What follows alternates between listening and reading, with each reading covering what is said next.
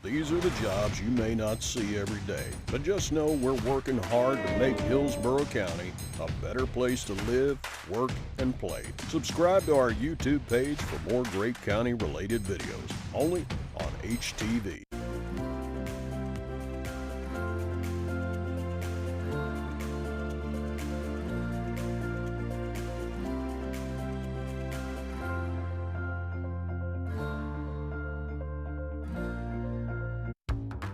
Hey, would you do me a favor? Grab your phone or smart device and open up that camera. Then point it right here at the QR code. Do you have it? I'll wait a second. When you see the link pop up on your screen, give it a tap. You ready? Boom! Welcome to the Hillsborough County official YouTube channel.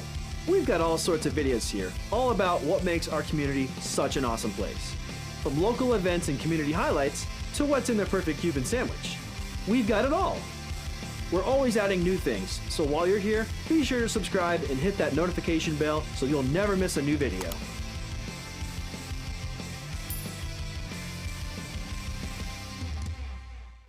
Here's that QR code again, just in case you missed it. Go ahead and check it out. Ooh. This must have fallen out of that video.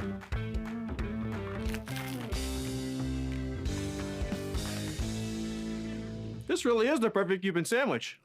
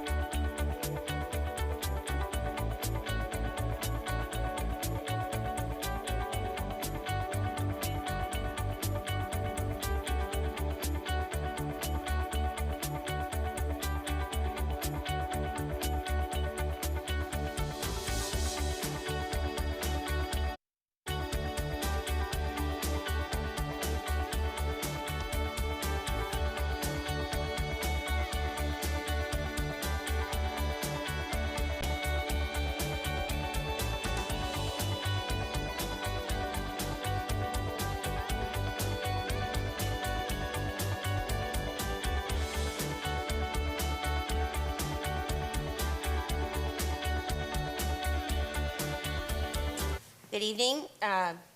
This would open and begin the public hearing. This is the date and time and location that was noticed for the public hearing scheduled on a phosphate mining application submitted by Mosaic Fertilizer LLC.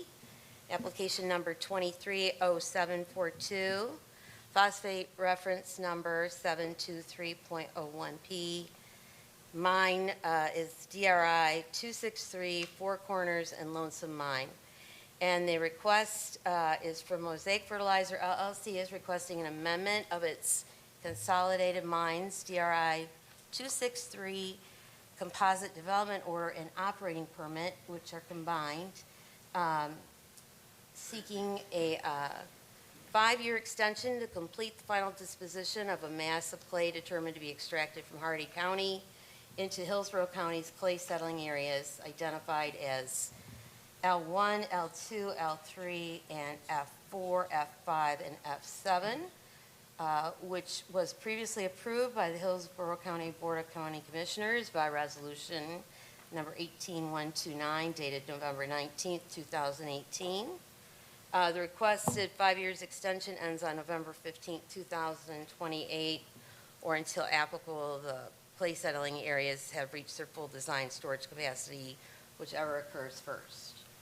I've been appointed by the Hillsborough County Board of County Commissioners as the phosphate mining hearing master to hold this public hearing, which is required under the Land Development Code for an application seeking amendment to the phosphate mining operation permit for mining related activities, which includes the clay settling ponds, and in this instance for the combined document, which is the DRI composite development order for the DRI 263 mine, the Four Corners Lonesome mine.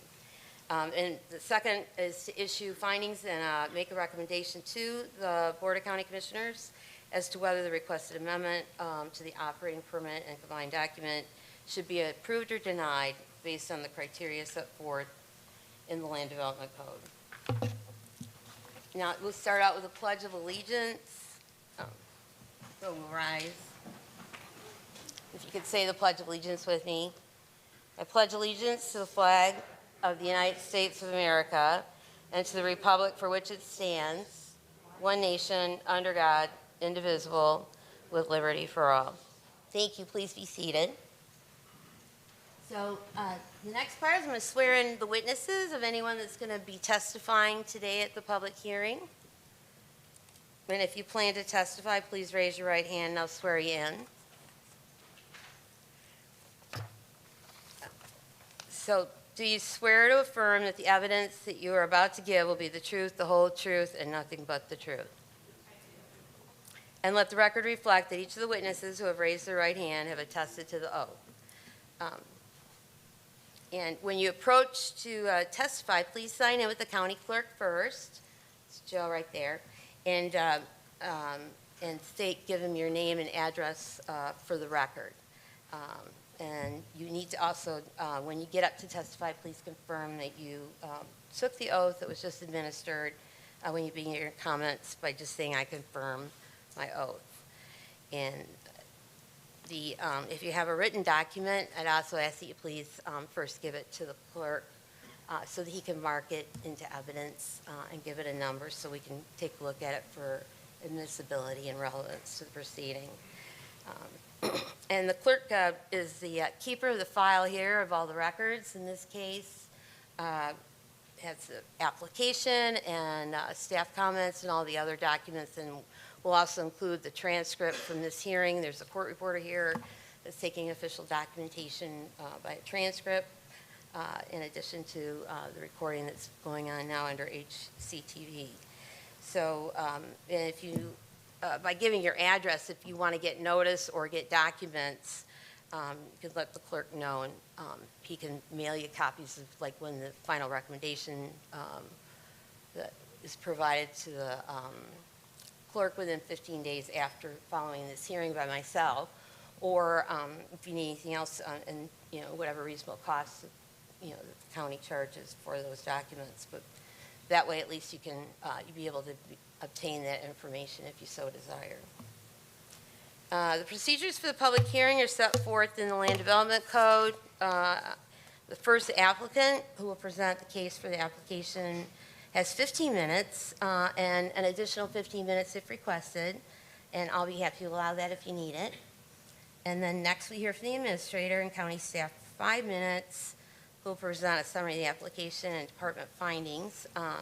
But if you need additional time, I'll also permit it. And then the third will be the proponents who will argue in favor of the application. And the total time for all of those in favor is 15 minutes. But if we need to give more, we can be more flexible about that. And the opponents who will argue against the application, the total time allowed is again 15 minutes. And an opponent is anybody that's a participant against the application, and that includes the publics and any other parties to the record. So after the opponents of the application, then the staff will briefly make any follow-up recommendations or discuss anything for 5 minutes, and then the applicant will have a final right of rebuttal and summation for 5 minutes. So I think to start this out, then we'll invite the applicant up to the podium to present the case for the application. Thank you, Hearing Master Ginster. Vinette Gadelia with Stearns Weaver Miller, Counselor for Mosaic. My address is 401 East Jackson Street in Tampa. We would request and appreciate your approval of an extra 15 minutes for 30 minutes of presentation time for a case in chief. Yes, that's approved. Okay. You covered well, I think, describing where we are with the application, so I'm going to move forward. We're going to have several binders to put into the record. You have a copy, the clerk has a copy that has resumes, our PowerPoint presentation. It also has at the very beginning of the binder an expert planning report that's been prepared by Tina Ekblad, AICP, that describes how the application meets the criteria for approval, namely consistency with the comprehensive plan and the existing DRI 263 development order. So that's the first tab in the binder. In addition, the binder has an amended draft resolution under tab 2, Hearing Master. So we noted a Scrivener's error when the last version of the resolution was filed with the clerk. So the version that you have in front of you fixes that, clarifies that the CSAs that are authorized to accept clays are those, or the CSAs that are authorized to accept clays mines specifically from Hardee County. So before, the language referenced counties generally, but Hardee County, to match back with the application itself and the prior resolution from 2018. County staff has approved that, reviewed it, approved it, and so we wanted to point out that you do have in the binder under tab 2 that revised document. And so now I'd like to introduce and tender our experts. We do have a little bit of background we're going to provide for you today, and so, which is why we asked for the 30 minutes.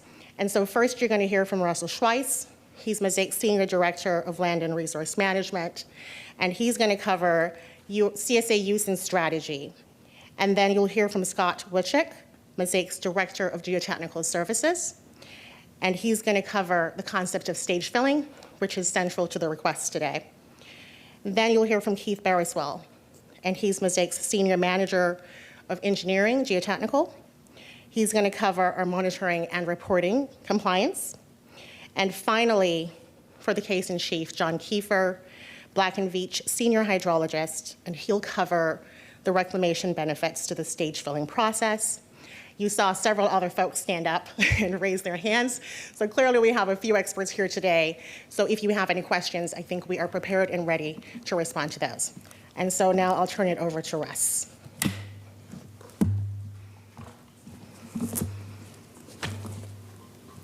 Do I need to sign in first? Okay. Good evening, Madam Hearing Master. My name is Russell Schweiss. I have been sworn. I am the Senior Director of Land and Resource Management for Mosaic. My business address is 13830 Circuit Crossing Drive in Lithia, Florida. I wanted to speak a little bit with regard to the application at a high level on clay settling areas in general and how they're used, and how our strategy of how we use them has evolved over time. So just to give the basics. So what we mine with the drag line is something that we call matrix, and it's a mixture of clay, sand, and phosphate rock. The phosphate rock is really the product that we are pursuing. That rock is separated out from the sand and the clay at the plant. The rock then goes to a manufacturing facility and we have 3 of those in operation, 2 in Polk County, 1 in Hillsborough County. The sand when it's separated out, goes back into mine cuts to be used for reclamation. And then the clay comes out in a liquid form, and it is solid suspended in a liquid form, and goes to clay settling areas. The reason that you don't send it out with the sand is because sand and clay settle at different rates, and you'd end up with a layer of clay across the entire landscape if you did that, and it would make the broader landscape much less usable because of stability issues. So it is stored separately in what we call clay settling areas, and oftentimes referred to as CSAs, to use less words. So this diagram shows you, how the clay comes into the clay settling area. As you can see on the diagram, it enters one side of the clay settling area, and that comes in at a very dilute amount of clay in that water. So if it's coming straight from the plant, it would be about 2% solids. So it's 98% water and 2% clay. If it goes through an intermediary step close to the plant where we thicken it, it will come in at about 10% clay. So it comes in at one side of that CSA, and then the water sheet flows across the CSA, and as the water moves across that CSA to the decant structure, the clay settles out to the bottom. And so the storage in the CSA is really driven by, the amount of storage in each CSA is driven by a number of different factors, and it's the size of the footprint of the CSA, the height of those dam walls above grade, but also the amount of material that's removed from the middle when they're constructed, because these are constructed on mined land. So you have all of the material that was removed when you mined, but then you're also going to construct those dam walls with material from the middle as well. So the overall volume that CSA can store has those factors are what contribute to that. So the history of this, we were in front of the commission and in front of the hearing master in 2018 with this request. DRI 263 was passed in 2008 and consolidated a number of different permits and allowed for stage filling of CSAs, which reduced the overall need for CSAs. And we'll explain stage filling in a little while, but it's essentially you fill it till that water level's up at the top, and then you walk away and allow it to settle, and you recover space, and you can come back to it. They'll give a much better explanation than that, but as I talk about it, I want you to understand it. So the mining of the reserves that are permitted under this DRI is coming to an end, and we saw that was going to be happening back in 2018. And there was a considerable amount of space still available in the footprint that was already constructed. So we came before the county because, as we'll talk about in a minute, and I'll discuss in a second, the reclamation is better if the CSA is full, and it's because of differential settling. So we came to the commission and asked for permission to top off the existing footprint. There were a number of clay settling areas that had been permitted under DRI 263 for construction that we had not built. We relinquished the rights on those to ensure the county that we weren't going to increase our footprint to put other people's clay in the county.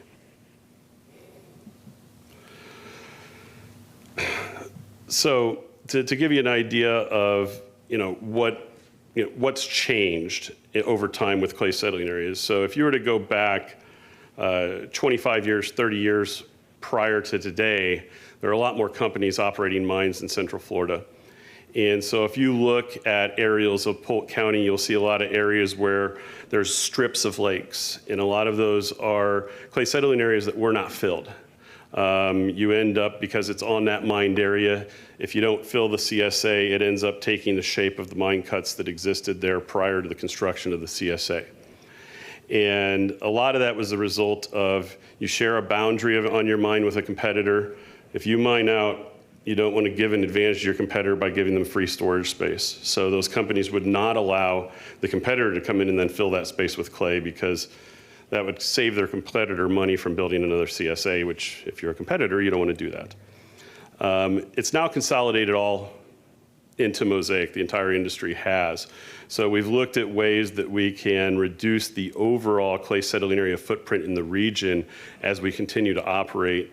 And this effort, this discussion that we had with Hillsborough County in 2018 was really aimed at doing that and also achieving better reclamation.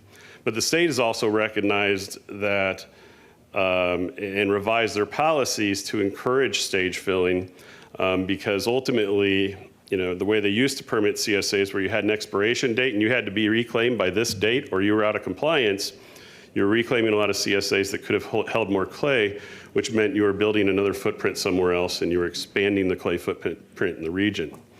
So the state has changed their policy to encourage clay settling areas to be filled to capacity, to reduce that footprint, but to also have better hydrology in the reclaimed landscape.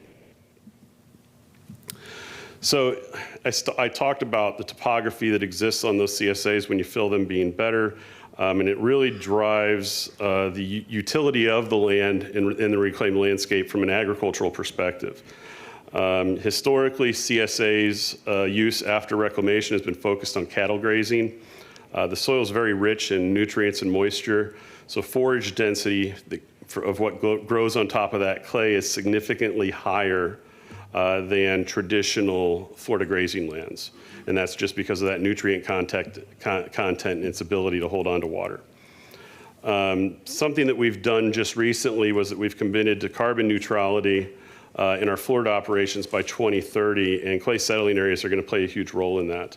That density of forage means that if it's not being used for cattle, you can grow density of other materials and density of biomass that you can then use to store carbon. So we've had some active trials underway, and I'm going to show you some pictures of those for carbon capture crops. And we've done several, we've done trials now on several varieties of hemp, on sorghum, Florida sun hemp, sunflowers, and a number of other crops that we planted that we've been working with the University of Florida to do analysis of the amount of carbon uptake in a growing season by each of those crops. And those crops, ultimately what we're planning to do is use them to manufacture biochar, which is a charcoal-like substance that essentially locks carbon. You heat the material at a high temperature in an oxygen poor environment, and that essentially creates this charcoal that actually ends up being a really useful soil amendment that we would then use a significant amount of it in reclamation. That carbon serves as a strong base for the soil biome to generate a healthy soil biome, and when you're trying to recreate that in reclamation, it would give you a bit of a jump start because you have that medium in the soil. And these are some pictures of the trials, and gives you an idea of what a CSA looks like. There's no real mystery to it. It's a flat piece of land when you get up there. It looks like a hill in the landscape until you're on top of it, and it just looks like a flat piece of land or a piece of pasture. And so ultimately what you want to do with these types of crops, because the clay becomes difficult to navigate whenever it's wet, we're looking for crops that you plant them at the end of the dry season. They can grow throughout the wet season, and you can come back to them and harvest them whenever that wet season is over, and then convert that into biochar. And so that's what this process looks like. You plant it, then you let it grow, you mow it, windrow it, and then bale it. And these are some of the crops that we planted. You can see here that the sorghum's in the middle, and really that's been the winner of the race so far. It grows extremely well with very little input. So you can plant it up there and pretty much walk away, come back and harvest it. And that's really what we're looking for, because it produces the best amount of biomass and requires the least amount of care. And in this latest trial, we're finding that it's outperforming everything else still. So with that, I'll hand it off now to Scott Witchick, who's going to talk about stage filling in much greater detail for you. Before you leave, I have a couple questions Sure. for you. So you're talking about your beneficiation plants. You say there's 2 in Pope and 1 in Hillsborough? No, ma'am. Those are our manufacturing facilities where fertilizer is made. Oh, the beneficiation plant is at the mine, and the mine is 2 separate operations. So what you see in Riverview, that's manufacturing, right? That's not a mine. Our Four Corners mine, which is further south where you have the big dragline machines operating, it has a plant as well. And that plant is taking that matrix, that phosphate rock, sand, and clay that's all mixed together when it comes out of that bucket of the dragline. That goes off to the plant, and that plant separates all that out. The phosphate rock gets shipped off to one of those manufacturing facilities to be turned into fertilizer. What we mine is not water soluble, so it doesn't have a whole lot of marketable value. We have to take it to one of those plants and convert it to a form that is water soluble. So, so you have one beneficiation plant, and that's Subject to this DRI, yes, there's one plant, that's the Four Corners plant. And it's half on the Four Corners and DRI 263 and half to Manatee County? Yeah, it sits right on the county line, and I think our predecessors, when they constructed that, that was something that was done in coordination with both of the counties because both of them wanted the tax revenue from the plant, so it's built straddling the line. And your main office, it's located in Hillsborough Fish County? Hawk, yes, in Fish Hawk. Yeah, and our corporate headquarters is right here in Tampa as well. And how many jobs do you produce? So we have about 3,000 jobs in Florida. And how many in Hillsborough County? Oh, geez, I wish I had that number. We have a lot in Hillsborough County because pretty much most of our corporate office lives in Hillsborough, with a couple that live in Pinellas. A large chunk of our employees at Riverview obviously live in Hillsborough County. And then there's a mix of Hillsborough and Polk throughout the other. Hillsborough, Polk, and Hardy are the largest contributors of jobs for Mosaic.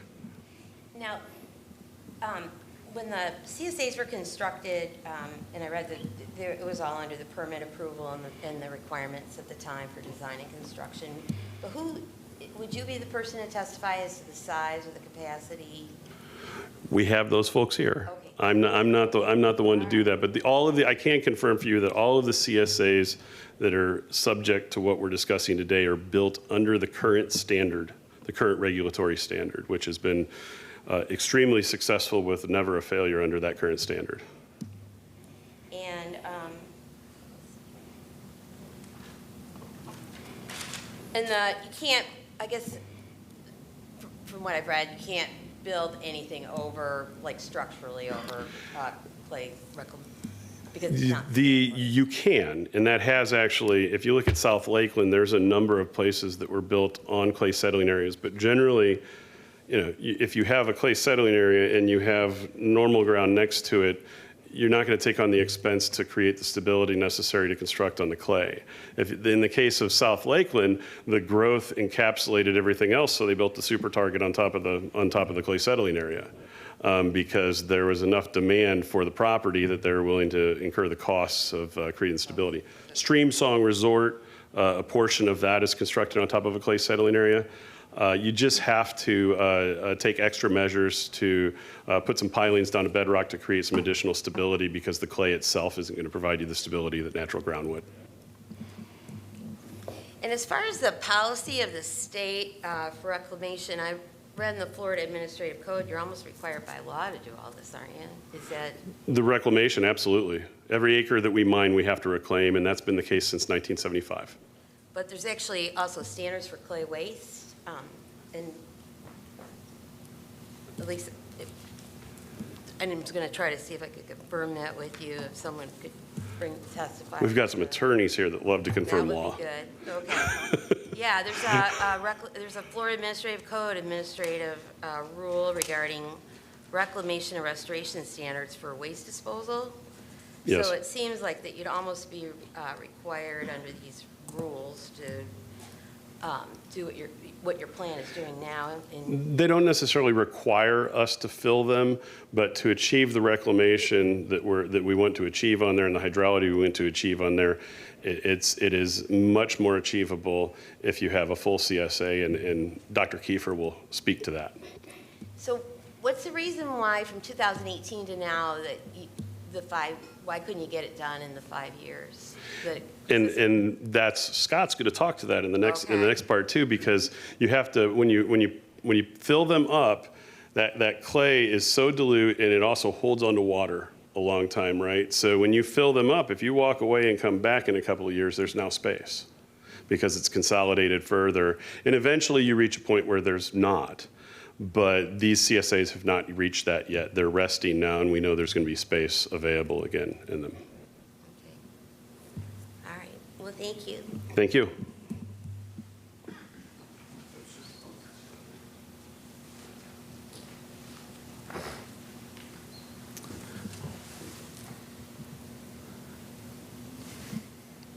Good evening. My name is Scott Witchick. I'm the Director of Geotechnical Services with Mosaic. Business address is 13830 Circuit Crossing Drive, Lithia, Florida. And I'm going to, as Russ teed up, talk about stage filling and some of the questions that you just raised. So this slide talks a little bit about clay properties and answers some of those questions. So clay is a material, when we mine it out of the ground, it is in a natural state. When we mine it, it gets mixed with water, it absorbs water, and it expands. So if you look at the graph to your left, immediately when we process, it expands greater than 10 times its original volume. And then the curve on this chart kind of shows you how it then ultimately, returns back to close to where it was before we mined it. But it takes a long time, so those numbers on the bottom axis are years. So it's not a quick process. In the front end of that graph, between years 0 and 2, where you see a steep decline, that's really where the water that's mixed with the clay is dropping out and becoming more of a solid and starting its consolidation phase. So that's where clays are settling out of the water and becoming a solid again. Clays have a low hydraulic conductivity, which in simple terms mean they like to hold on to water. Water does not pass through them. They're highly plastic, which you can think of like Play-Doh. It deforms, doesn't break, deforms, and doesn't like to release water. So Play-Doh, you can squeeze it. You can't really squeeze water out of it, but if you leave it out of its jar for a long time on the table, it'll eventually dry out, right? The hydraulic conductivity and plasticity collectively control how fast the clays consolidate and how quickly they give up water. And so time is what allows us to have additional capacity. The longer that deposit sits there, the more it shrinks, the more we can add back to it. So stage filling is really a simple term for reusing the space that becomes available and filling it again. So we're extending the length of time that the CSAs are used, so that allows those clays to consolidate to a higher density. The higher density decreases the volume, releases the water. In that process, when you get to a lower volume, you can create more space. And then every time you add more clay, you can reduce the number of CSAs overall, as Russ mentioned. And so this is a conceptual example. So on the left is the hypothetical height of a clay deposit. So the light blue section of that graph would represent the first stage or a single stage of filling, more traditionally what the industry did 20 or 50 years ago. So you see on this graph, after about 2 years, we would have hit that hypothetical 100 feet of deposit, below grade and above grade combined. That CSA would have been full traditionally. But if you look at the graph, the dashed line sort of shows you in that 20-year time frame on the bottom axis that clay would eventually, over 20 years, consolidate down from the 100 feet it was deposited at to something more like 44 feet. And so if you did that first stage and walked away, you would probably get something like 18 million tons as an example in this hypothetical conceptual CSA. So this next slide is looking at what a second stage would look like. So you see the light blue portion of that graph has declined. You see a darker blue portion adding another fill. So this is showing that it consolidated about 18 feet. You would add another 18 feet of fill. And so if you follow the dashed line over to the right, at that point you would have been able to add 23 million tons of clay to this CSA, or another 5 million tons. And at final consolidation, it would go from the original single stage of about 44 feet up to 58 feet. And then a third stage, et cetera. So you kind of see that, as that clay consolidates, you just keep adding more. So this is just the example of the third. It would, after 7.5 years, you would get eventually to 68 feet and bring that total deposited up to 27 million tons, so another 3 or 4 million tons put in that third stage fill. And so if you looked at collectively, if hypothetically in this example you had 20 years, you could hypothetically put 6 stages of fill in here.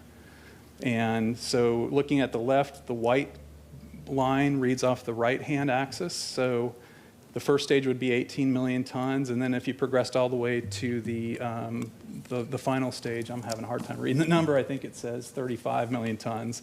So you've almost doubled the capacity of that CSA by extending its life from that initial stage fill out 20 years.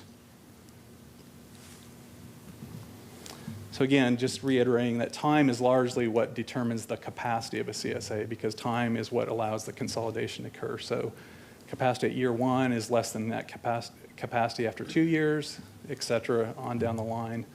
But the true limit is the mine life. So as the mine life is extended with new reserves, our operations extend, that time frame that the CSAs could be used is extended, more consolidation occurs, and you can add more clay into them. Ultimately, there's some practical limit where clays, in that first graph, you saw the line kind of flatten out on consolidation. Ultimately, you get kind of to a game of diminishing returns or you run out of time, and that's kind of where the final capacity of a CSA is if you're allowed to continue to use it for fill. That's what I have for this presentation, and turn it over to Mr. Bearswell unless you have questions. So okay, so what did you do before you just dumped it all in there based on how much was produced in the county at one time? Is that... So as Russ was talking about, you know, historically, when I started in this industry 30 years ago, a mine life might be 12 or 15 years. So you would build a CSA, you would fill it up in a year, you know, all of a sudden you would build the next one, and you might build that one in 3 years, and then you get to the next one in maybe 4 or 5 years. And then you run out of reserves, so that's kind of it, right?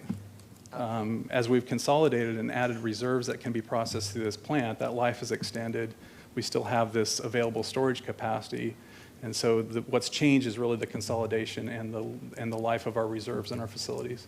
So by extending it, then how long is the life on the CSA itself? Like, is there a shelf life, or is it good for so many years after you construct it? They're earthen structures, and Keith will talk about them. We have monitoring and maintenance programs. We keep them, you know, a CSA today looks like it did when it was built. It's, you know, the slopes are all even. There's no erosion. They're mowed regularly.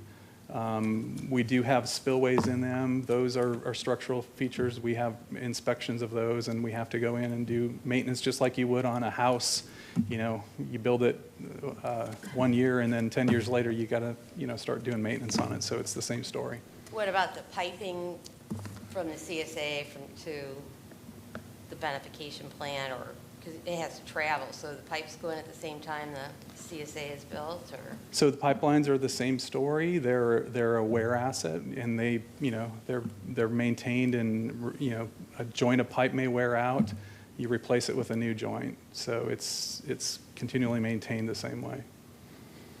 So a pipeline to the CSA isn't the original pipeline that was on the ground, you know, 20 years ago. It may be in the exact same place, but it's been maintained over the years. And those pipes are underground, right? They are not. They're not, they're above ground. Correct. And then is this all like fenced in or posted, or each area, or? Like... Our property is generally fenced, yeah. Oh, okay. Yeah. I mean, we have a lot of acres, so yeah, not everything is fenced, but for the most part, there's, you know. And do you know what kind of material the pipes are made out of? So generally, our clay lines are made out of HDP, which is high-density polyethylene. They're plastic. We may have isolated sections where we may have steel pipe in a certain location because it's right off a pump or something where the pressures are higher. So those lines are all designed with pressure gradients and the appropriate materials. But the volume you're pumping, it was contemplated for the capacity of a CSA that amount could go through the pipes as well, right? Is that when it was constructed or designed? So the pipelines are designed around the production output of the plant? Yeah. So, and it's based on volume, the capacity? Yes, those systems are more or less based on volume. So now the whole process, it's like 7 years then because you're mixing it all up and just giving a percentage, like you can pick and choose where you put it, deposit the clay, right? Mm-hmm. Because you just have Correct. to make sure it equals whatever was produced in that county normally. Normally, yes. And so you can pick and choose where you deposit the clay, so you can go through this process. Yeah. So it's now like a 7-year, is it 7 years for it to fill up all the way from the bottom to the top, or does it take longer? Or? It varies from CSA to CSA. Some of our CSAs are, 900 acres in size and a total effective fill depth of, 60 feet. Some of them are 200 acres or 250 or 300. So every one of them is a little bit different because the pipeline that comes from the plant has a fixed volume. So, the time to fill them is variable depending on the size. And so is there any like variables to the drying process when they're in each one? So drying would be, I presume, it's evaporation and consolidation, right? So again, based on size, evaporation is primarily driven by the surface area. So, certainly there are different dynamics from size to size on how quickly that stuff happens. So it's based on the size of the CSA, is that for the drying? It's a factor, and the clay properties are the primary driver. So is the bigger the CSA, the slower it would take to dry? Not necessarily. I think it would be maybe the speed at which you filled it. So again, on that curve, if you filled it to capacity really quick, then that process to come back down the curve and consolidate and get to a more consolidated state would happen at a different rate.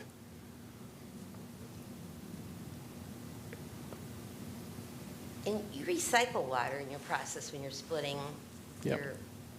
the phosphate from the sand, and so you send part of that water back from the beneficiation plant, right?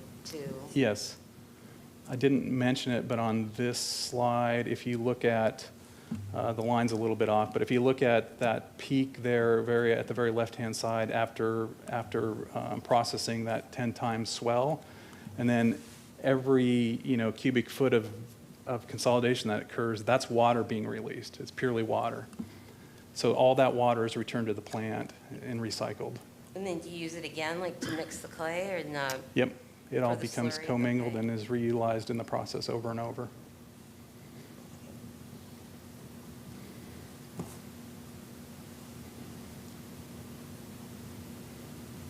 Okay, thank you. Okay, thank you. Next up is Keith Bearswell.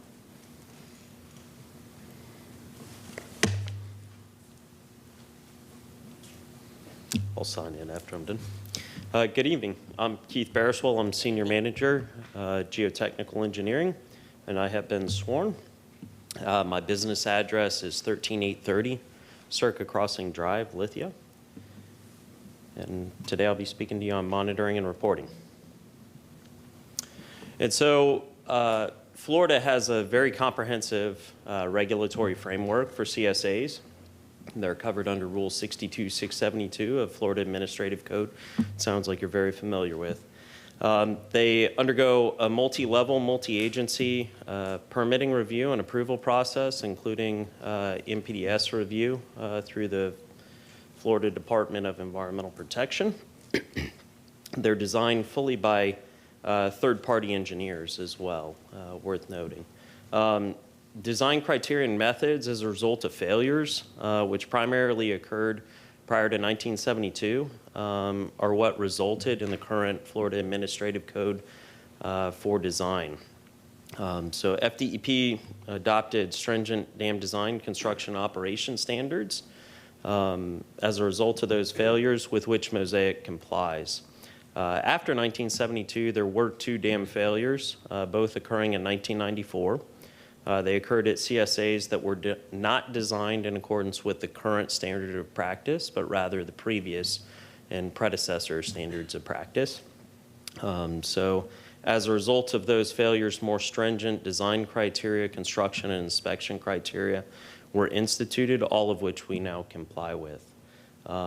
Inspection is conducted on a routine basis by trained and experienced team of geotechnical inspectors with third-party oversight by engineers, and I'll speak to that in the coming slide.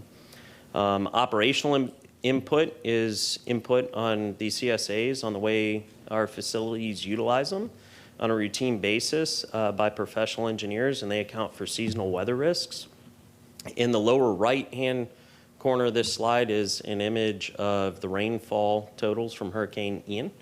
And it's important to note that we didn't have any critical conditions noted as a result of Hurricane Ian on any of our CSAs. We had basically routine maintenance on upstream erosion repairs and some compaction that was required, but no extreme exceedances that resulted in any critical conditions. So monitoring and reporting is conducted once per shift by trained Mosaic operators. And then once per week, Mosaic technicians go around and inspect all of our CSAs, read the water levels within the dams and within the pore space of the embankment fills, so through piezometers, or more commonly known wells. And so those inspections are done under the direction of the engineering group, my team, and have oversight by professional engineers. And then annually, we have a third-party inspection conducted by a professional engineer with experience in design and construction and inspection of clay settling areas. And then there's also ongoing inspector and operator training. That's also conducted for Mosaic staff. We utilize a third-party professional engineer to train our staff, keep them up to date in the inspection and the state of the practice. There are also periodic inspections performed by the Florida Department of Environmental Protection, the Mine Safety Health Administration, and Hillsborough County staff.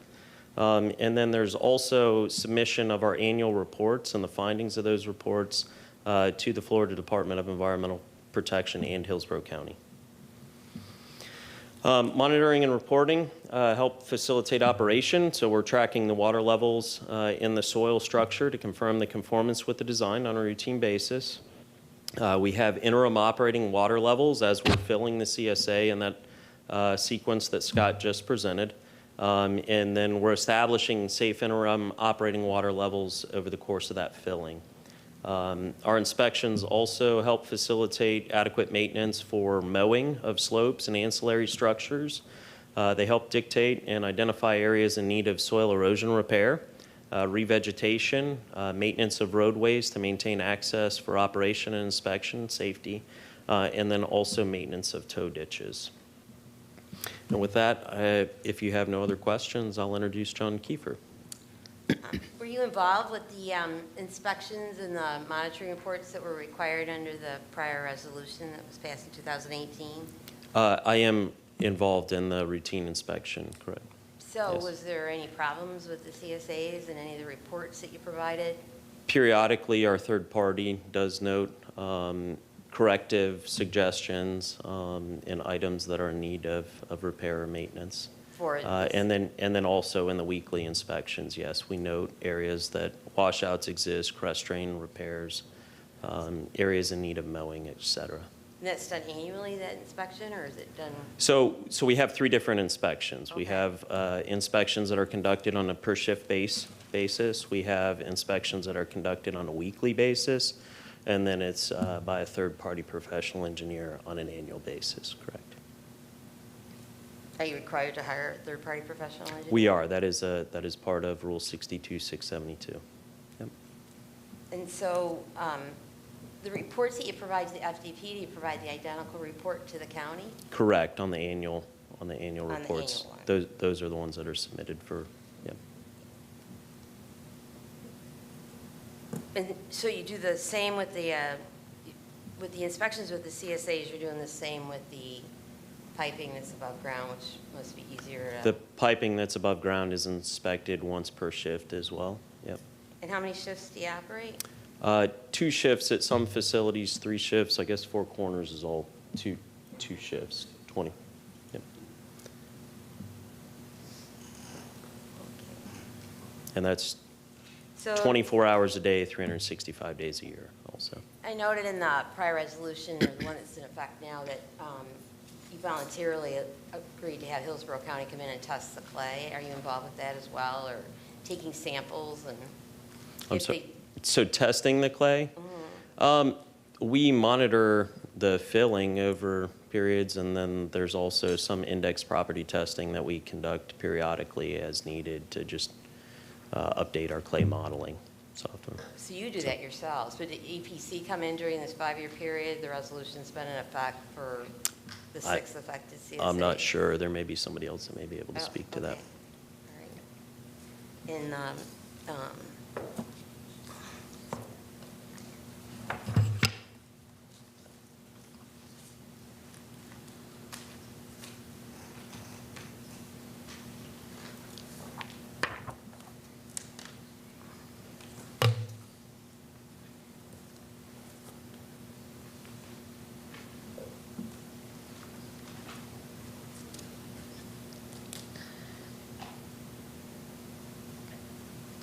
there, in the resolution that's currently in effect for these 6 affected like CSAs that are the subject matter of this hearing, there was a requirement for information from a hydrologist So, that would report on the amount of clay deposited. okay. Do you know what the purpose was for the hydrologist report? I'm not sure, but Dr. Kiefer is to follow me up, and he is a hydrologist, so he may be able to speak Okay. And to the context of that requirement. so, but overall, there weren't any problems really with compliance with the ordinances or? Not that I'm aware of. Not Okay. that I'm aware of. All right, well, thank you so much. Okay. Sure.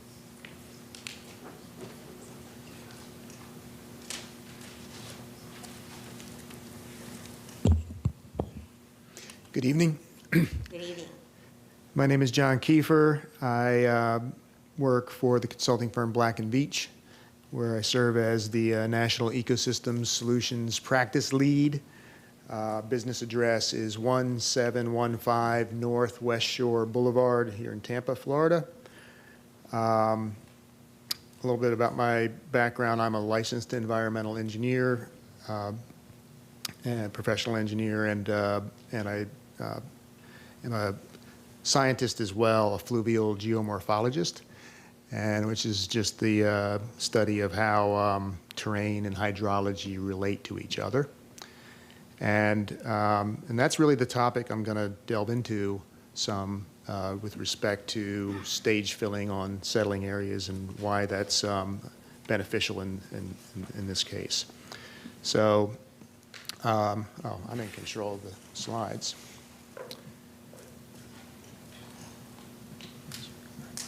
Sorry about that.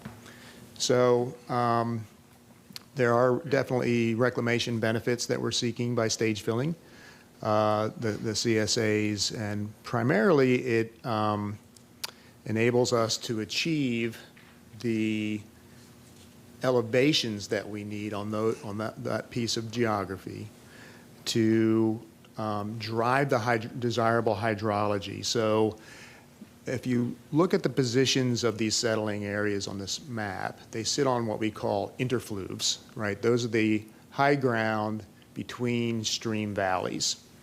And so we stage fill them so that upon reclamation, they will function like interfluves. They will generate rainfall runoff, and that will be distributed to a series of reclaimed wetlands and streams and the natural valleys where that water is beneficial for a wide variety of environmental functions.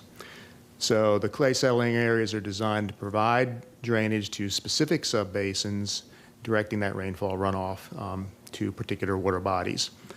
Stage filling assures that we get that kind of positive drainage, directed as designed and in accordance with the requirements of the reclamation plan. And in this case, we have several different creek systems that these interfluves are occurring between the Little Manatee River, the South Prong of the Alafia River, and Horse Creek are the main ones. So these diagrams show a cross-section through kind of a typical clay settling area. And the images on the left are what would occur under kind of a single phase fill, right? So you have an underlying undulating pattern of mined ground, deposit the clay on top of that in the interior of the disposal area, the confinement area, the dams, and then that clay would consolidate and would sort of drape over that undulating ground, so you would be left with a series of sort of independent and reticulated pockets of water at low elevation, right, upon final reclamation. And that's the status we're trying to avoid. So if you look at the condition on two diagrams on the right, that's more akin to what we get at the end of stage filling. So we're able to get positive drainage off of that landform upon final reclamation, and that's the functions like an interfluve. So that's really what we're mainly after. And then these images just show what it looks like in plan view from the air. So the top set of images, you can see sort of these alternating series of deeper pockets and higher ground under the clay with water sitting in top and sort of gets trapped in there, right? And that's what we don't want. The bottom set of images are clay settling areas that were reclaimed more with stage fill. And so they have discrete areas of large contiguous blocks of uplands and wetlands that deliver sufficient water balance off of the settling area and into the environment. Upon final reclamation, they deliver high quality water. It's filtering through a lot of wetlands along the way, and so stage filling is really essential to achieving that outcome. It's a countermeasure against having these small scale differential consolidation areas trapping and holding water that is better and would be better put into the natural drainage network ultimately. So this results in an unfragmented pattern. It improves land use potential of the settling areas and the water quality that comes off of them. And that's all I have for my presentation. I'm happy to answer any questions.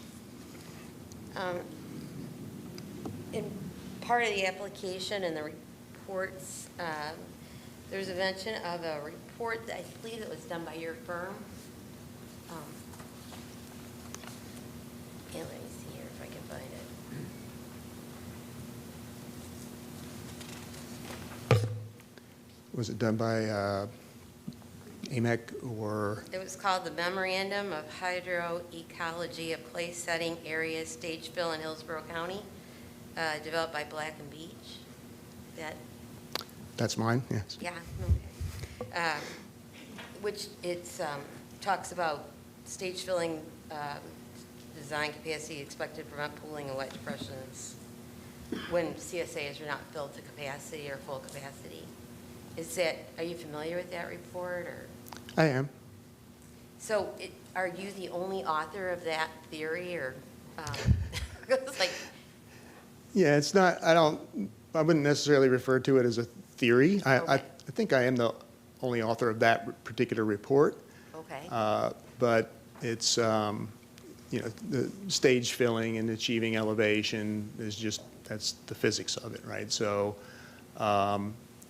and I have a long history of evaluating reclamation and designing reclamation for this industry. And so I've repetitively seen the outcomes that are described in that report under stage filling versus under partial filling, and familiar with the circumstances of this particular facility and its settling areas, and that's what really drives this concept of interflues, because of the positions of those settling areas are very distinctly on areas that are intended to function as interflues. So achieving elevation and positive drainage from them is pretty important. So you've seen it be successful in practice? Oh yes. And did other, besides Mosaic, or is it used elsewhere, like in the industry, or is it a standard, or? So yes, it is. Stage filling is kind of a common approach for materials that have high water content that you want to decant the water on and take advantage of storage volume and generate particular, it's like a knob that you twiddle to get to a particular elevation, a particular grade, and it's a very effective standard and customary practice in mining. Okay. And then it also indicated that it would provide a water quality benefit through the vegetation. Is it- Yeah, because you don't have a lot of, isolated pockets of stagnant water that are only very rarely running off. And so you're getting water that, because with stage filling too, what happens is you get broader areas of differential consolidation. They're very shallow and they'll support wetland vegetation. And so the runoff coming off the settling area will run through those areas and then down through the reclaimed connection to it. So you're always going to connect to a feature like that within a settling area upon final reclamation. So how do you know the area is dry enough, like, for you to then fill more in? Is it based on time or visual or?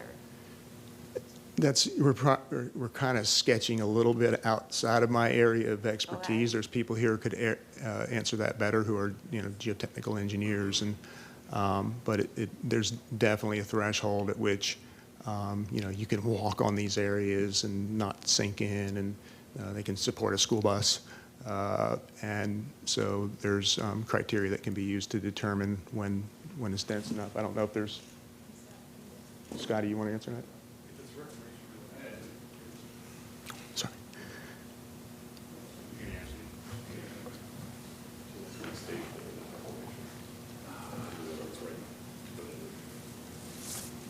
So the question is pertaining to how do you know when it's available to put another stage in? Yeah, like how do you know there's not pockets of water down there? How do you know it's dry enough to put on your next level? Is it based on the So time? we don't have to get to dry to know when we can put it. It's more of a volume issue. But to answer the question that you're asking is, we know from our clay models, I talked about the properties. We know how the clay behaves, so we have models to tell us what is the solids content at any given time. And then we do periodically go out with boats and push down through the clays and verify that that model is, producing a number that's, actually reflected in reality. Oh, okay, all right. Okay. Thank you. Well, thank you. You're welcome. My pleasure. I think Vinette Cordelia is going to come up and make some closing remarks. Thank you, Dr. Hufer. Hearing Master Ginster, there were a couple of questions you posed, and I want to provide a little bit of clarification for those before I wrap up. You talked about the conditions in the existing 18129 resolution, Yes. particular on page 5, subsection E. One question you posed had to do with taking samples from the CSAs and the EPC having the ability to do so. They do, and that condition is being moved forward into the next iteration of the resolution, but no request has been made within the past 5 years since the approval in 2018. You also asked about submittal of data to hydrologist, clay water, other types of data in condition E. We worked with the county, and in 2020, they defined the parameters of what they wanted to see as far as those numbers. And so we have annually submitted data reflecting what the county asked for. And in the resolution that's being proposed tonight, there actually is either further refinement, and Kim will probably talk about this, of how that data needs to be presented in future annual reports. So that's a part of the resolution that's also pending in front of you. And then finally, there was a question about jobs. So we have 1,035 employees in Hillsborough County. That's a third of our Mosaic's employees call Hillsborough home. But then we have about 2,238 if you include our vendors for Hillsborough County. So with that, we want to note that county staff recommended approval, and there were conditions identified to ensure compliance with the phosphate mining regulations and the comprehensive plan. Mosaic agrees with all of those conditions presented by staff. Do you agree with All of them, yes. I had a question on one of them. Okay. Would you want to wait for staff to answer that question, or is that something you want to talk No, with? I wanted to know if Mosaic agreed with Okay. item number 5, because I didn't see it in the correspondence. So that was the one that I had a question on, that you approved on that, 'cause that particular condition, which I believe is numbered 5 on their report, Okay, yeah, which is,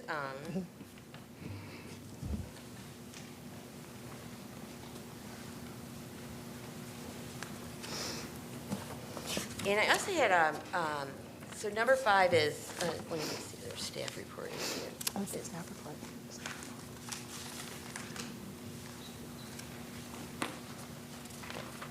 It's the one with they're going to review the life of mine waste disposal plan dated August 4th, 2020. Yes, yes, Okay, that was the one about that particular report. You do agree?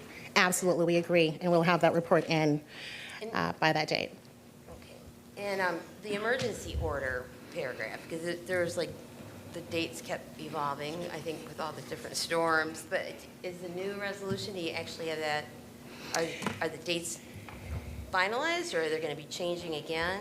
Those dates continue to change because the governor just renewed that extension.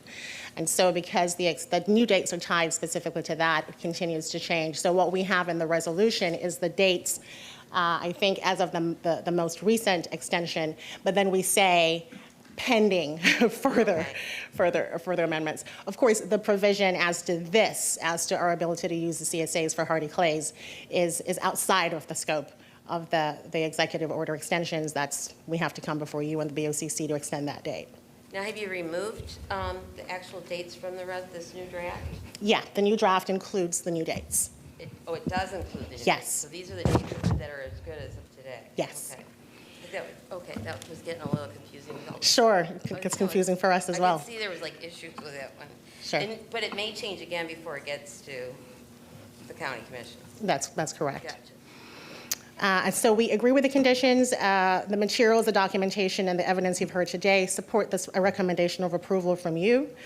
The proposed amendment would implement specific goals of the comprehensive plan and the phosphate mining regulations. And as I referenced, you do have an expert planning report at the very front of your binder that provides further detail on how we accomplish that goal.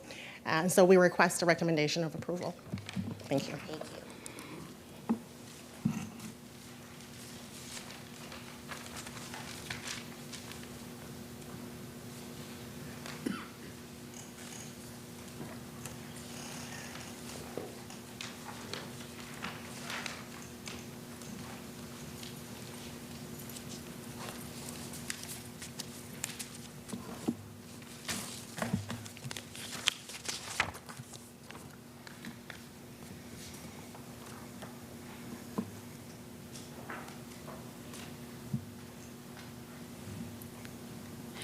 Good evening, Madam Hearing Officer.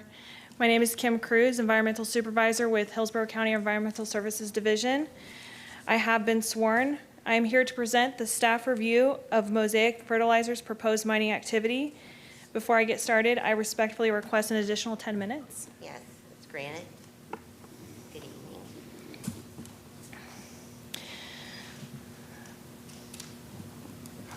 The intent of the application is to create a new resolution to continue mining-related activities nearly identical to Resolution R18-129 for complete utilization of specific clay settling areas within Hillsborough County. Final reclamation is benefited by complete utilization of the clay settling areas. The proposed amendment would allow final deposition of waste clay's fraction of phosphate ore determined to have originated from Hardy County into Hillsborough County clay settling areas until each clay settling area is utilized to its full design storage capacity or until November 15th, 2028, whichever comes first. This is a period of 5 years after the current 5-year resolution expires. The clay settling areas proposed to be utilized within Hillsborough County include L1, L2, L3, F4, F5, and F7, which are located within Consolidated Mines DRI 263 area. The estimated balance of Hillsborough County clays will not be sufficient volume to fill the subject clay settling areas. Complete utilization of clay settling areas benefits the final reclamation of the clay settling areas.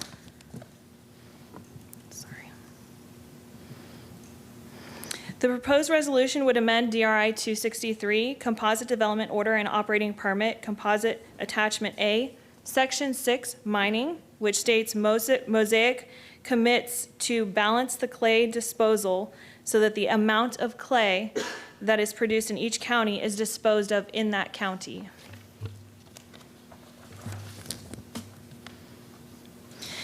The proposed amended language to the development order will state as follows. MOSIF commits to balance the clay disposal so that the amount of clay that is produced in each county is disposed of in that county, provided, however, that CSA L1, L2, L3, F4, F5, and F7 in Hillsborough County are authorized to accept clays mined by Mosaic from Hardy County only until such time that each CSA is utilized to its full design storage capacity, or as provided herein. Regardless of whether each CSA is utilized to its full design storage capacity, this authorization to deposit clays from Hardy County and Hillsborough County shall expire on November 15th, 2028, unless expressly extended by the Board of County Commissioners after hearing before the Phosphate Hearing Master. Additionally, Mosaic will not construct CSAs L4, L5, L6, and F8. This language is different from the staff attachment provided to you and has been submitted as a new record today. There were some edits created between the time that it was filed with the clerk and today.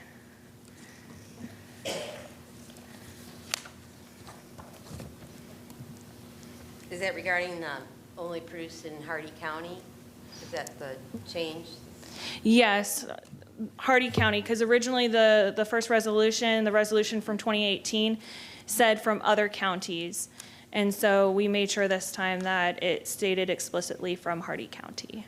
Well, actually, the resolution in 2018, I believe, said only from Hardy County, but in the draft proposed one did.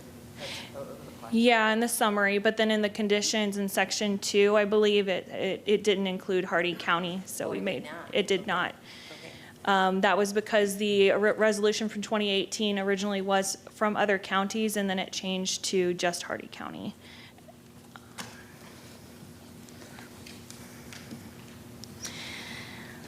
So for clay settling areas L1, L2, L3, F4, F5, and F7, Hillsborough County Board of County Commissioners approved the construction and operation of clay settling areas between years 2000 and 2014. Presently, the clay settling areas are in operation. The clay settling areas are designed and operated in accordance with Chapter 62-672 Florida Administrative Code, and the applicant indicates that the estimated design construction fill volume currently ranges between 84% to 92% full. And if this resolution is approved, the estimated construction design capacity will be approximately 98 to 99% full. Can I interrupt you to ask you a question? Absolutely. I read in the code that it requires a foot, I guess, of rain, or up to 12 inches of rainfall to be accounted for. Is that taken into the actual design storage, like the full storage capacity, or do you know? That is a question to be answered by Mosaic specifically. Okay.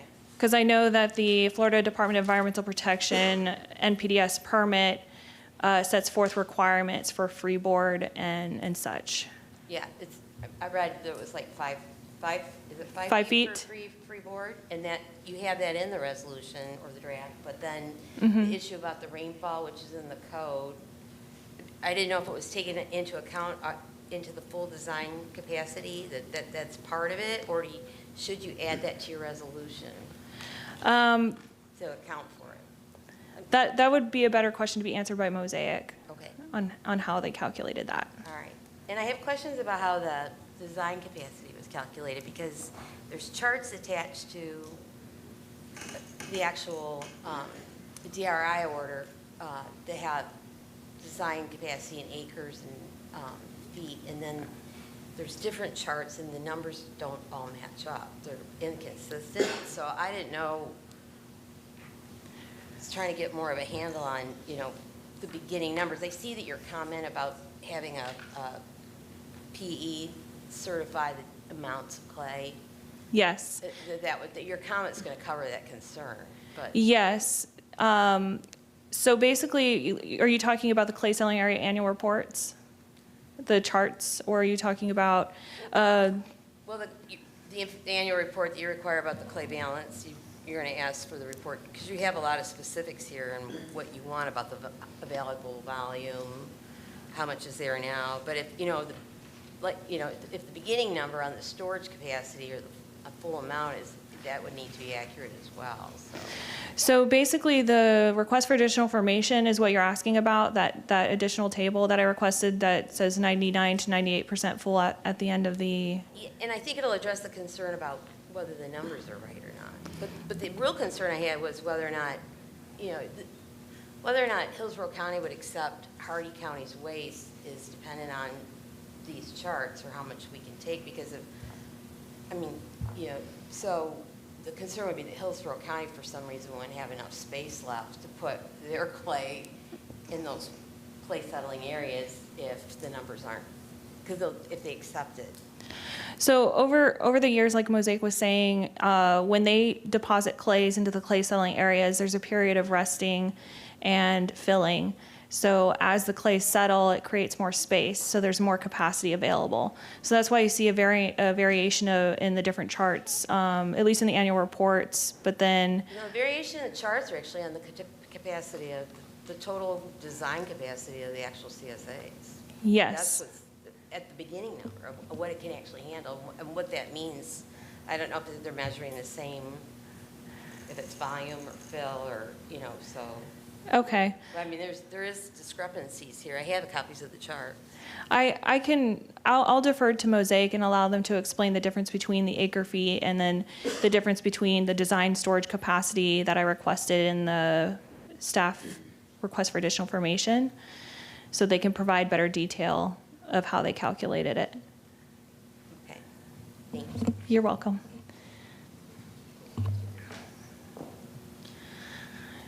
Here is depicted the Consolidated Mines DRI 263 in the color green.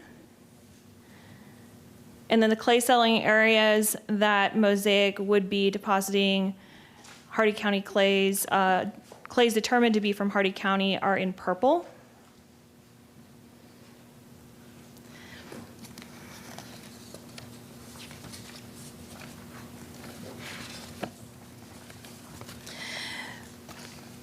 The benefits of complete utilization of the clay settling areas include improved habitat diversity and additional options for economic development.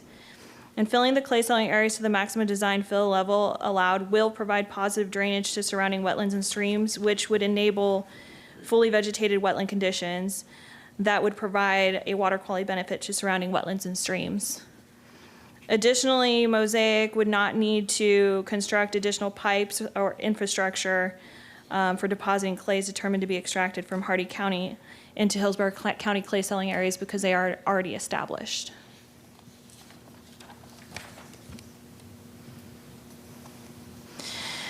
Mosaic provided their annual reports associated with Resolution R18-129, and the clay settling areas continue to have available capacity. Mosaic agrees to continue providing annual clay settling area reports for the proposed resolution. They conducted annual dam inspections between 2018 and 2022 by a third party on behalf of Mosaic, and indicated that clay settling areas generally were well maintained and safely operated with industry standards. There were no immediate corrective maintenance requests reported. And additionally, Hillsborough County conducts routine visual inspections of the clay settling areas. Water quality is monitored and regulated by the Florida Department of Environmental Protection National Pollution Elimination Discharge Permits. Mosaic is required to ensure that the water quality standards meet Class 3 fresh waters defined in Rule 62-302.500 and 62-302.530 Florida Administrative Code are not exceeded at the points of discharge through the clay settling area outfalls. And Mosaic monitors those outfalls for water quality.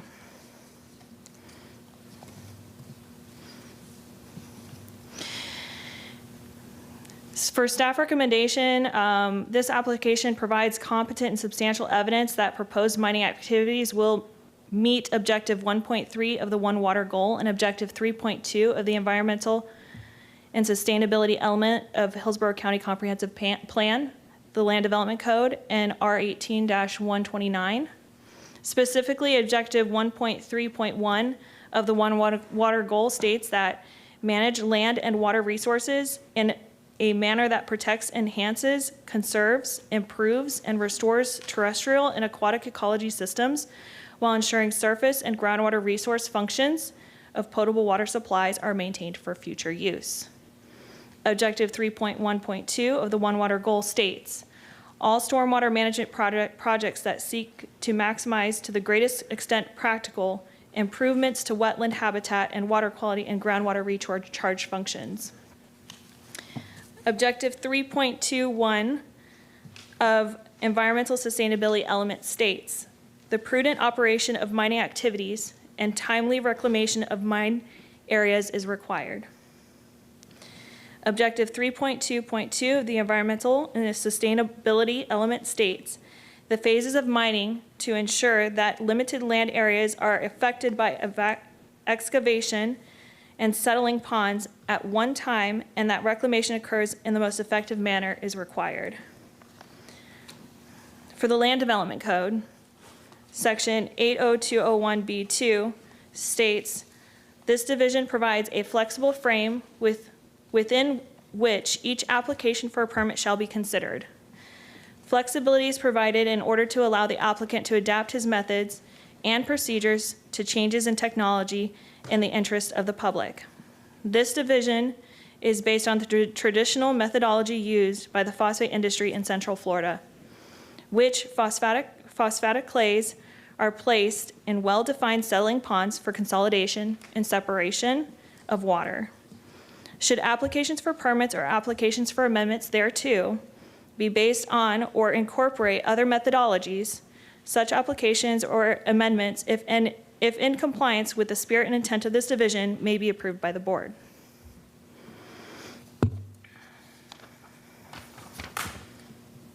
Can I ask you a question on the, your findings in relationship to the comprehensive plan, because you added one extra from what Mosaic proposed, at least from what I read that they proposed, and it's the Stormwater Management Project 1.3.2. Can you just explain why that applies? Okay. So a big component of Mosaic's reclamation is also contouring for post-reclamation. And then you're going to have positive drainage from the clay settling areas that will contribute stormwater discharging to the surrounding areas. So, and that improves wetland habitat and water quality. And making sure that the clay settling areas are full, and the knowledge of knowing that when clay settling areas are full, you have more fully vegetated clay settling areas. The wetlands can provide a greater improved water quality treatment. Okay, thank you. You're welcome. And I guess as far as the comprehensive plan, because I have to find that the application is in compliance with the comprehensive plan for unincorporated Hillsborough County, you agree with Mosaic's reasoning behind why it is in compliance with the policies in 1.31, and then 3.2.1 and 3.2.2, because they went into more detail from your staff recommendation. You indicated you agreed with that they met the policies, but you didn't give any details. And so I wondered if your staff report includes an agreement with what was proposed in their application regarding the reasoning why Mosaic. You're talking about the reasoning I provided in the staff report? You indicated that they complied with these policies, but you didn't give any details. But in their application, they did give you details as to why they believe they complied with the same policies that you agreed were met. And so I just wanted to make sure that you agreed with what Mosaic had indicated. I do agree. Okay, thank you.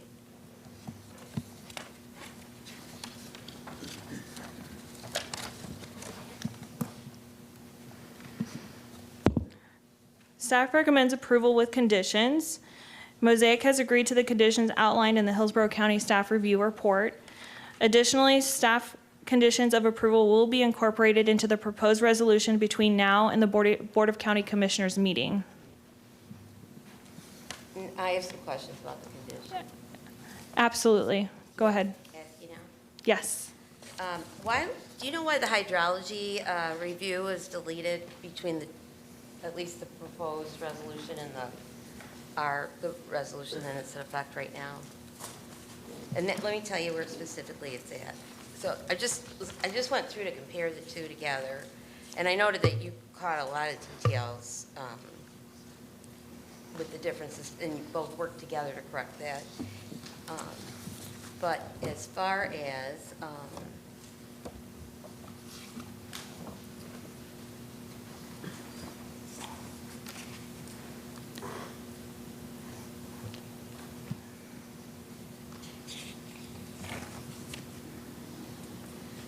it would be in, let me see here. Do you know what page? Yeah, I'll get you there. Let's see. Just bear with me a minute here. This is, these are the two resolutions here. So when you look at the current resolution, which is the R-18-129, there was language in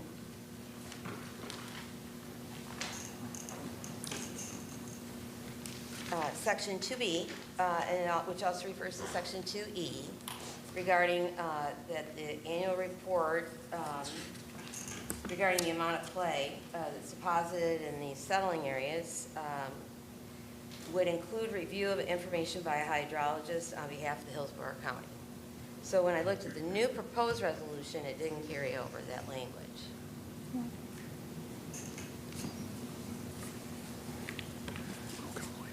And I wondered why it was deleted. Why it was changed from a hydrologist to a PE? No, no, it just deleted the hydrologist. I don't believe it was changed to a PE, was it? Oh, yes, it was If you look at appropriate representative for Hillsborough County Development Services Department copies. it's on page 5 there, the current resolution, it's on the bottom of B. I didn't see it carry over, and I just wondered why that particular review, if it wasn't considered necessary, or why is it deleted? Or why was it in there in the first place? I don't know why it was there in the first place. So you don't think it's necessary, or?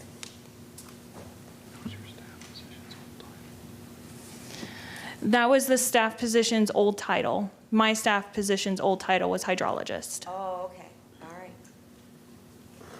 So, and then you do have in here that the staff will review it, okay. Correct. All right, so that's why, just to change the title. Okay, that helps. Thanks, thank you. So then, I noted you wanted to change the time for when the annual report's due, which is, it's your comment 7. And Mosaic had agreed to it, but according to what my requirements are for approval, I have to make sure everything's in compliance with the Land Development Code. And so I was trying to figure out if it is and whether the report qualifies. But I think if you look at you want to change the file what the current resolution says is that the annual report will be due like 1 year later on the date of the resolution, which is that language, you'll find that.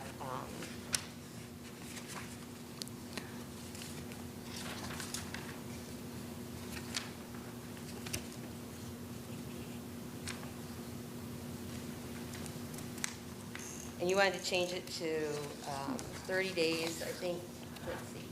Okay, so yeah, it says on each anniversary of this resolution, Mosaic shall report to the county's Development Services Department the amount of clay that is outside Hillsborough County deposited into Hillsborough County clay selling areas in the previous year. This information shall be reported to Hillsborough County Board of County Commissioners annually as part of the report referenced in 2E below. Yeah. Okay. So this is basically saying that on the anniversary of this resolution, which would be, a year, every year, the resolution was approved in November 2018, or November 2018, I believe, wasn't it? November 2018, the last time. So the anniversary date fell on November, so Mosaic would submit it for the months between November, the beginning of November to the end of October. And so for consistency purposes, we felt that it was necessary to keep that schedule. Right, okay, so then the code requires, there's a section 80209, says, talks about the annual report of operations. Is that the same report? It is not. Totally different one, so we're okay with that. Correct. All right. Okay, so then that's fine, okay.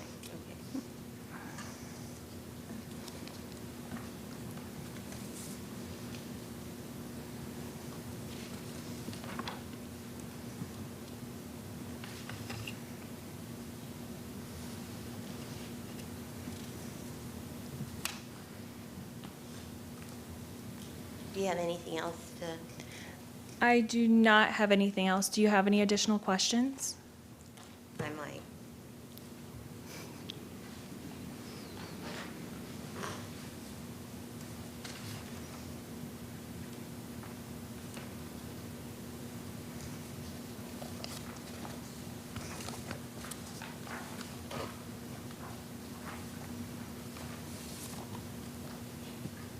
I think the questions I probably have here will be for Mosaic. I think that we've addressed everything that's covered in the draft resolution. Let me share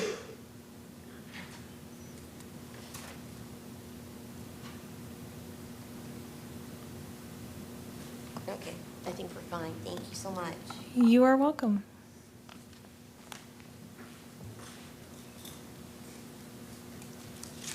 So for Mosaic, I have questions about the capacity of the actual CSA for the numbers, and only because in your correspondence with the county, you based your information on a report that was provided by Ardevant and Associates, and then, but the information on the total capacity of each CSA, and you made up a chart to give them that information to measure how much more percentage would be given under this new resolution. But the chart that's attached to the actual development order had different capacities for when it was constructed. So I was trying to determine if the original information, because there must be like as-built drawings or something you must have some type of information when it was designed and built of how much the volume would be for full capacity. Okay, I think I understand what you're saying, Hearing Master. Just to be clear, the charts that we're comparing, there was a REI response, and the REI response had a chart that looked at this new 5 years proposed. Correct. Okay, so Scott Wishick is able to discuss that. Now, the other chart, though, you seem to be referencing a first chart or a comparable chart. I want to make sure that I am getting the answers. And it just, but with the development order, there was a chart that's attached to it from 2005, and it's a revised Table 3BH1 Clay Settling Area Design Summary. It has capacity for by acres and feet. So I don't know if that's the same type of capacity that's mentioned in what was created to address the Hillsborough County questions regarding percentages of what's there now and what's going to be filled, because it will depend, I think, on the total design, or I guess what you call constructed volume. And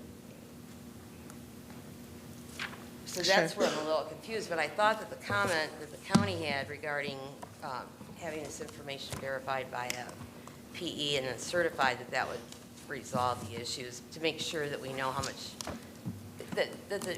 for the reliability of the numbers or the percentages and what, because the concern would be like that there wouldn't be enough space left if the county produced clay, Hillsborough County, if we're taking, you know, I imagine you could adjust it all anyways at the end, but. Sure, sure. So Scott can answer that question. The original chart you're talking about is from the 2008 iteration of the development order that did have Hillsborough County Consolidated Mines Edition, DRI 263, Table 10-4. The version of what we submitted with the RAI response is an update of that information, but I know that there are questions about the acre feet comparison to, Scott, is it tons? I can't remember. There's a little bit of a difference in the way we compute it, and the county has asked us to report now consistently both sets of numbers because of this very reason, where old charts use one thing, new charts use a different number, and so the county has asked us that our future reports show both numerical indicators. But Scott can, I think, give you a little bit more of a response. Scott. Yeah, there's a picture. Yeah, see it.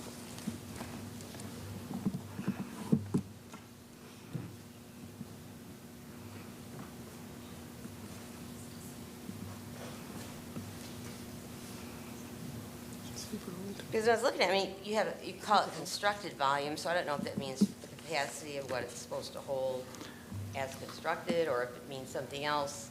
I didn't read through the entire DRI in great detail, though. So this table 10-4 that I believe was part of the original resolution, I believe. The original, Yeah. which one? So I believe that's those numbers are dated 92 and 2006. So Right. my explanation is that these were probably not as-built volumes, they were planned in some cases. So this chart that we submitted with this application would have the constructed volume, so the as-built confirmed volume after construction. Okay, so this would So be that's more probably the accurate. discrepancy. And then working across this, you know, the next column on 8/1/2023 is, so just maybe to make sure we're all on the same page, our CSAs, we don't raise them, so they're constructed to one elevation maximum containment, right? And they stay there forever. So this chart is intended to show, as of 8/1/2023, how much volume is consumed with the current clay. And then as we go forward to 8/1/11/15/2028, so the expiration of the application that we're talking about today, what does our model show additional volume would be available for consolidation? So this volume would shrink to that, and that's where we're getting the stage fill benefit that we're talking about. So that was the purpose of this chart, was to illustrate what we project will be available during this period, Thank you. stacked against the as-built constructed volumes. Right, okay, thank you, that clears it up. Does that help? Thank you. Thank you. And just one final clarification you had about the rainfall inches versus the freeboard Yeah, requirement under the code. Is that So I'll have him confirm. So yes, this table does lay that out. So per 62-672, I don't recall the exact rule language, but it says that we have to be able to maintain the ability to manage 12 inches of water or rainfall in essence. So these volumes do not include that 12 inches. We've reserved that for the purpose intended under that rule. So you reserve the 1 foot, actually I read it in the land development code, though. Yeah. Okay, So we're reserving the 1 foot from what we're stating as our capacity, plus the 5 feet that's required for freeboard. And so when you make your reports, do you include the 1 foot on the rainfall? For our clay capacity, we don't. That's strictly for stormwater management. Okay, It's not clay capacity, it's water. okay. Yep. But for the rainfall part of it, the reserve, because I noticed that you do report on the 5 feet freeboard in your reports to the FDP or, Yep. yeah. So we have the 5-foot maximum fluid level that our design engineers establish as the safe maximum operating level. That's generally that 5 feet below the crest elevation. And then operationally, we have what we call an OR, an operational restriction. So it's always at least that 1 foot below that maximum fluid level. So, because your plan is to fill these CSAs all the way up to 98%. The 98% subtracts off that 1 foot. It takes off the 1 foot? Yes. And, okay, Yes. and it also takes out your freeboard? Yeah, it's, that 1 foot is never intended for clay storage. It's strictly to manage water, stormwater, and Oh, so that's like taken off the top then, Yeah. before you even, okay. Yes. All right, yes. all right. But it's on top of the constructed volume. It's like you get your constructed volume and then you have that amount on top, the 5 and the 1. Yeah, we always subtract that off our Okay. reported volume. All right, Yes. okay, thank you. Thanks.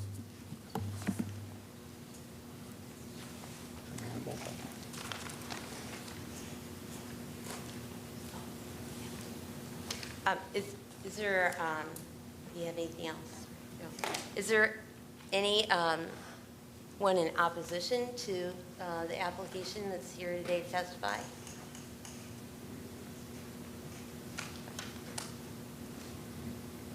Let the record reflect that no one has come forward as an opponent against the to argue against the application. And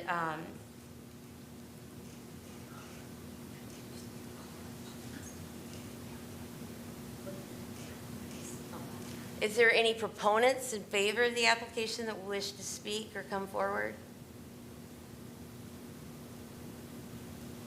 Let the record reflect there's no proponents.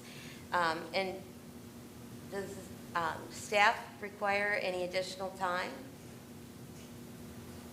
No, ma'am. And as far as the applicant, do you have any final comments that you wish to share? We appreciate staff's time working on this application through the REIs and getting clarification in the record. And again, thank you. Yeah. And I had one final question for you, though, before you leave. When you did the original resolution, it appears like it was contemplated that you have to come back and ask for additional time. The language was there. Yes, All right. that's exactly right. Thank you. Yeah. Thank you.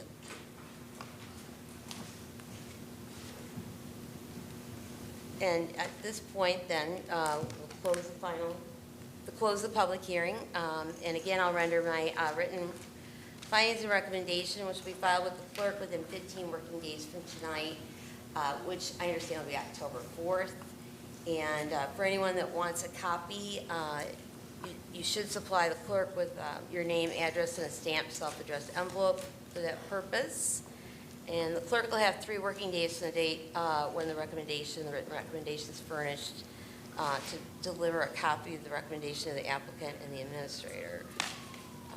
And I want to thank everyone for your participation. And I'd also like to add that I've been very impressed with the work of both the applicant and the staff and just the work that goes into providing this information with all the stakeholder agencies that are involved in soliciting all the comments and the ability to go back and forth between each other to resolve a lot of issues. It really helps me as a hearing master, but I think it also will help the county commissioners. But the time, expense, the cost, it's just really incredible the dedication that you provide to make sure that the public understands to protect the health, safety, welfare of the public. So I give you a lot of credit because just reading through this, I can see how time-consuming this all is for everyone that's involved. But it's very, very, I've worked in government for over 30 years, and I think you're doing a very impressive job. So thank you.